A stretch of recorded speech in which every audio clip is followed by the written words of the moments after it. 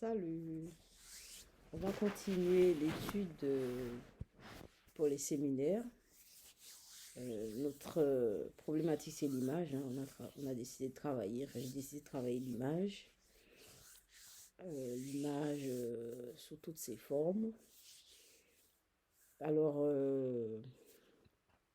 j'ai pris des notes, hein. Je commence à prendre des notes, etc. Sur Internet, sur des sites, enfin un peu partout.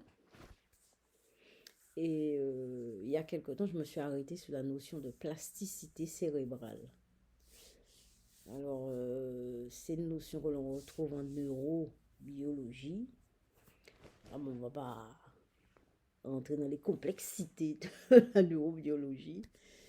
Et en fait, c'est l'étude du cerveau, des neurones, l'environnement, l'apprentissage, etc.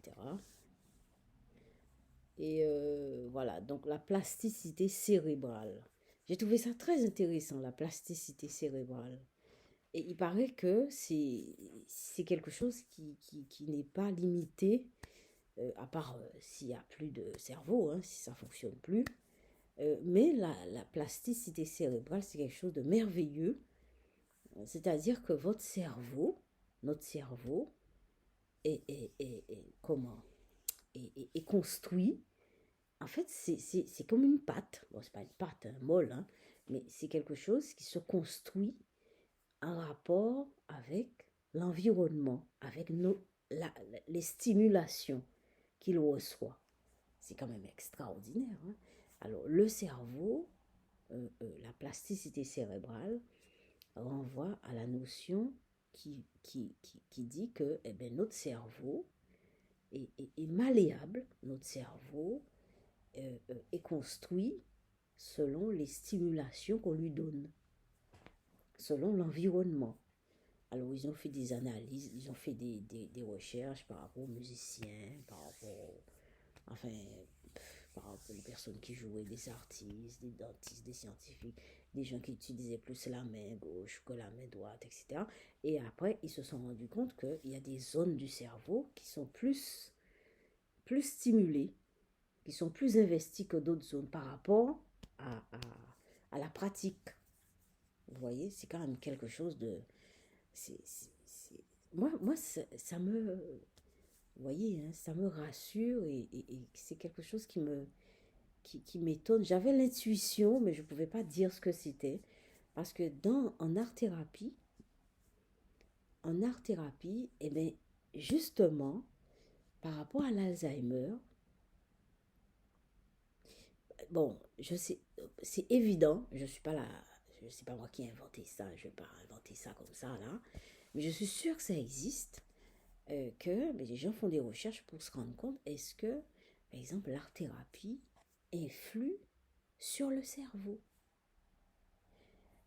et fait que, en fait, le cerveau crée, parce que non seulement, en fait, la pratique, c'est-à-dire la pratique, c'est pas que le cerveau est cerveau en dehors de ce qu'on fait.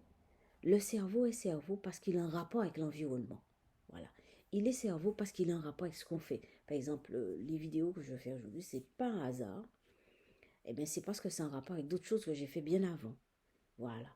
Donc, le fait que je sois artiste, que je peigne, c'est aussi un rapport avec des choses que j'ai fait avant aussi et qui sont inclus dans, dans, mes connexions neuronales. Voilà. La façon de sentir, de regarder, d'éprouver, tout ça. Mais c'est des choses, en fait, qui construisent le cerveau. Parce que c'est des petites... c'est des stimulations, c'est des signaux envoyés et qui fait que le cerveau, eh bien, se construit d'une façon ou d'une autre. Bon, c'est pas que toute la structure du cerveau ne se déconstruit pas et ne se reconstruit pas, hein. C'est des zones qui sont plus stimulées que d'autres.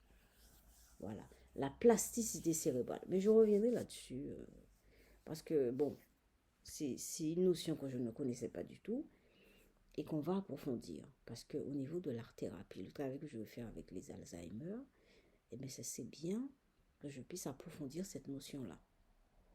Voilà, eh bien, à bientôt.